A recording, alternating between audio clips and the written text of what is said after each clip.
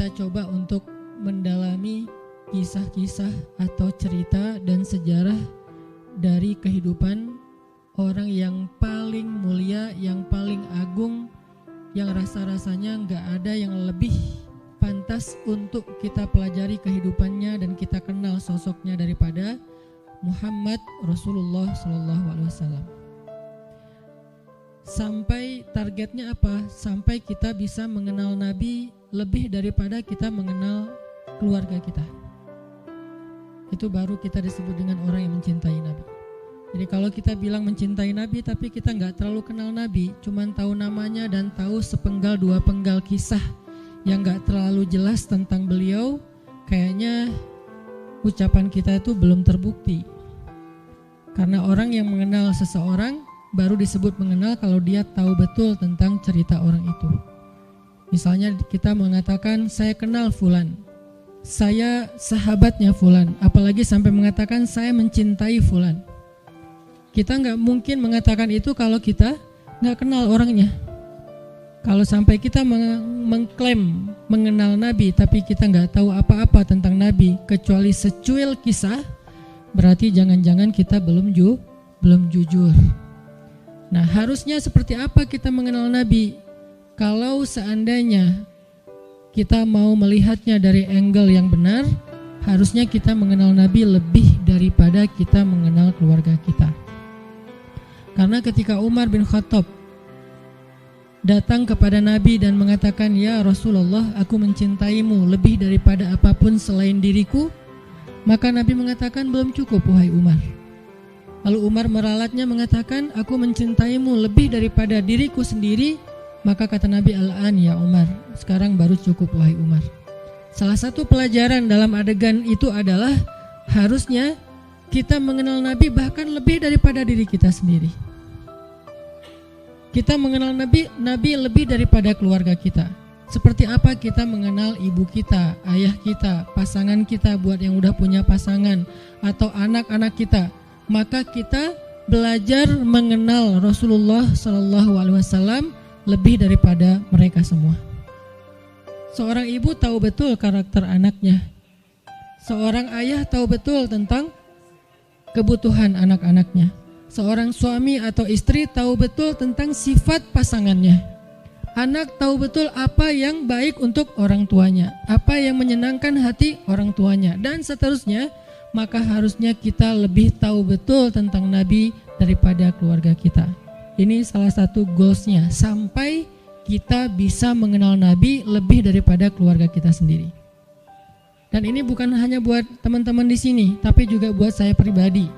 Sambil saya menyampaikan, karena ini bukan dari saya hanya menerjemahkan bacaan dan wawasan yang saya dapatkan, baik ketika dulu masih belajar di Al-Azhar maupun sampai sekarang karena jadi murid itu seumur hidup terus belajar ke dalam bahasa yang mungkin mudah-mudahan bisa lebih mudah kita pahami tentang sirah Nabi. Sehingga kita sama-sama nanti satu saat makin lama makin kenal dengan Nabi, makin tahu tentang Nabi sampai bukan hanya yang zahirnya. Karena seperti yang saya pernah sampaikan, sunnah Nabi itu ada 3. Hanya dari 3 ini mungkin 2 sering dibahas, tapi yang ketiganya jarang dibahas. Ada sunnah surah penampilan Nabi. Sebagian dari penampilan Nabi hukumnya wajib diikuti, sebagian yang lain hukumnya sunnah diikuti. Artinya penampilan Nabi itu banyak dibahas tentang jenggotnya, tentang sorbannya, tentang jubahnya, tentang sendalnya, dan seterusnya. Penampilan Nabi. Kemudian yang kedua, sirah, perbuatan Nabi. Kehidupan Nabi secara zahir. Cara tidur Nabi, cara berdiri Nabi, cara jalan Nabi, sikap Nabi, marah Nabi, dan seterusnya. Sirah, aktivitas Nabi. Termasuk jihadnya Nabi, dakwahnya Nabi, kehidupan pribadi beliau, kehidupan keluarganya, kehidupan masjidnya, kehidupan tetangganya, kehidupan masyarakatnya, dan seterusnya. Sirah itu banyak dibahas dan sekarang pun kita sedang membahas itu. Tapi ada satu hal yang jarang dibahas, sarirahnya Nabi. Jadi ada surah, ada sirah, ada sarirah, perasaan Nabi.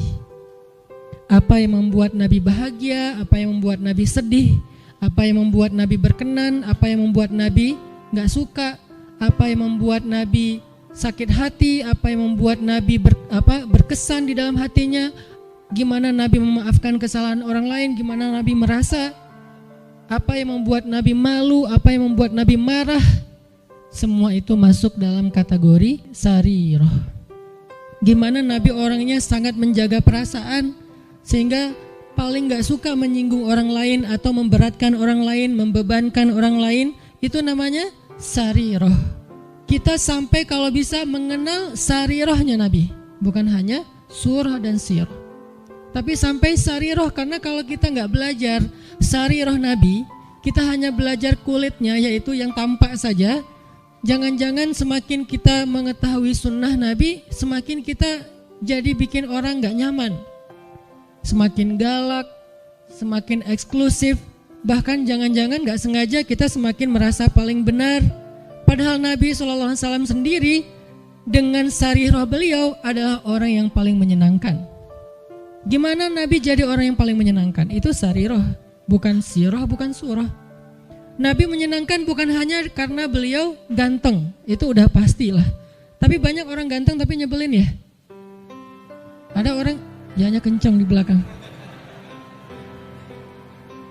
Ada cewek makin cantik makin bikin kita kayak gak nyaman gitu. Kenapa gak nyaman? Karena mungkin kecantikan dia itu jadi fitnah, kecantikan itu bikin dia jadi jutek atau apa.